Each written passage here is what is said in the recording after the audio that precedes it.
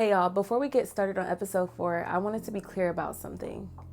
This is not about becoming a better woman for other people. It's not about being more understanding, more patient, and it's definitely not about being more self-sacrificing. This series is about becoming a better woman for yourself, and most importantly, for God, so that He can use you. And when we allow this, we're allowing Him to mold us, right? As we are, of course, helping each other out with these episodes, we are still allowing God to do the work because we have the faith that He can make us who He wants us to be, but we're having the faith. So we do have to put in the work, right? Faith without works is dead. So we are still depending on God. We're not becoming better for anyone but God and ourselves. Okay, so let's put that in the forefront of our minds when we are going over these topics in these episodes. I just wanted that to be a reminder.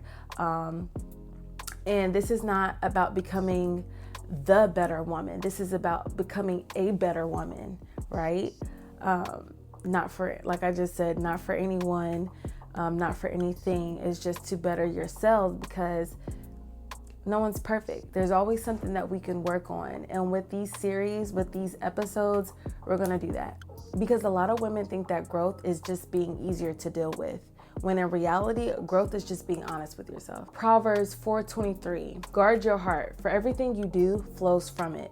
Now, when the Bible says this, it's not saying don't feel, and it's not saying don't love. It's definitely not saying shut people out. But guarding your heart means you are responsible for how much emotional weight that you're carrying. If everything flows from your heart, your energy, your patience, your peace, then protecting it isn't selfish. It's stewardship. Just remember this. You can't pour from a heart that's constantly being drained.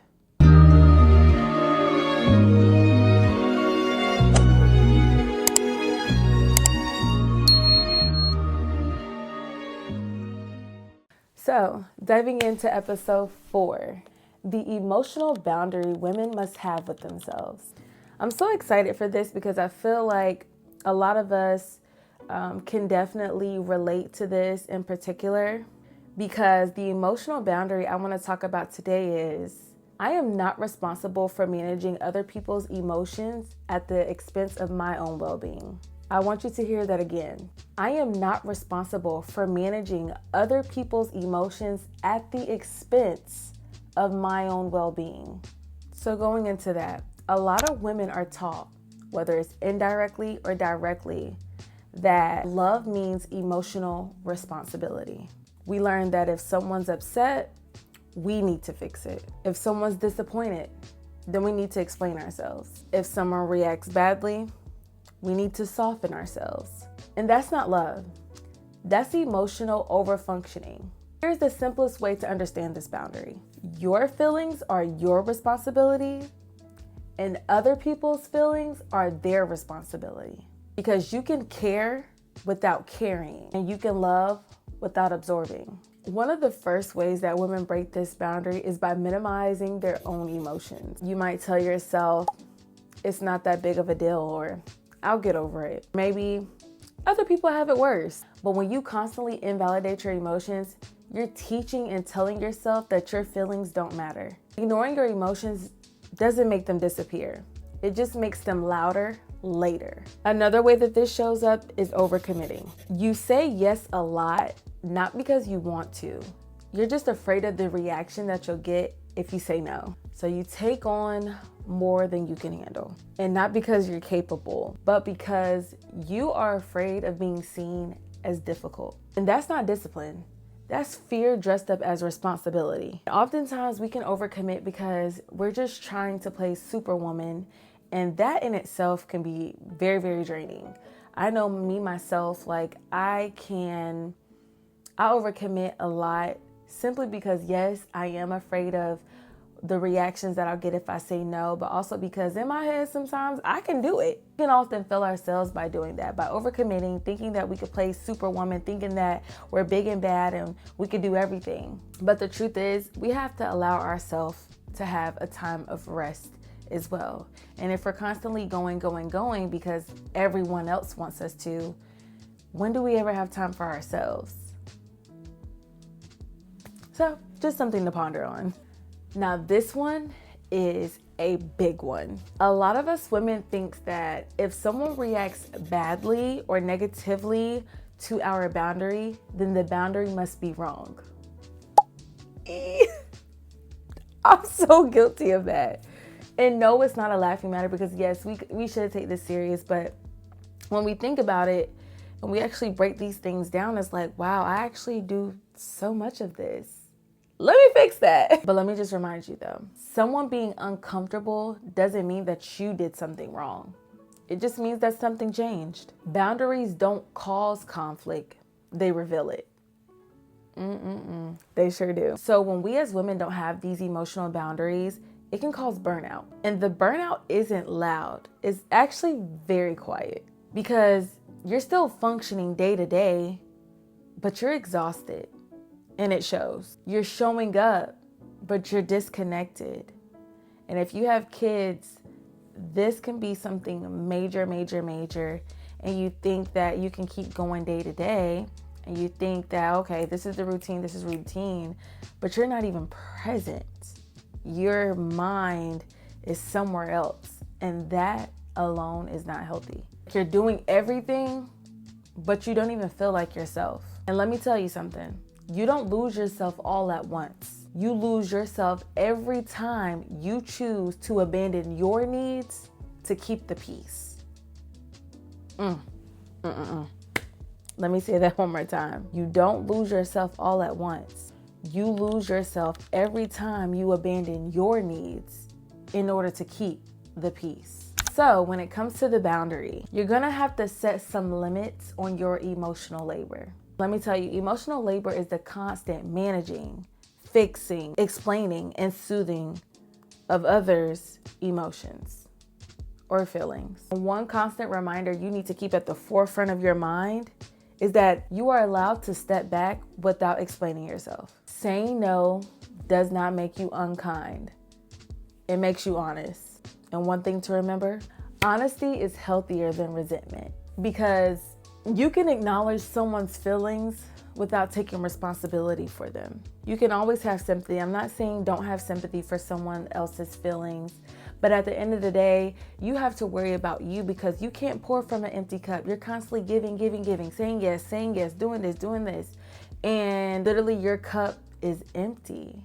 You're not taking the time to reset, get yourself together. That self-care that we talked about. Like you're not able to grow yourself spiritually, physically, emotionally, mentally. Like you have to be able to pour into yourself in all four of those areas, or get poured into, before you can even dish out. Say you only were say you only filled each of these cups, right? Say, let's just deal with one part. Let's say you're emotional. You only were able to pour back into yourself about 60% of that emotional, right?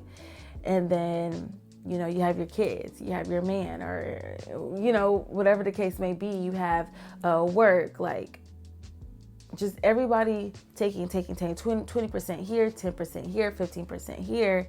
And soon you're left at 20 to 0% left, because you weren't even able to fill your cup all the way. So that's just something to think about. Like,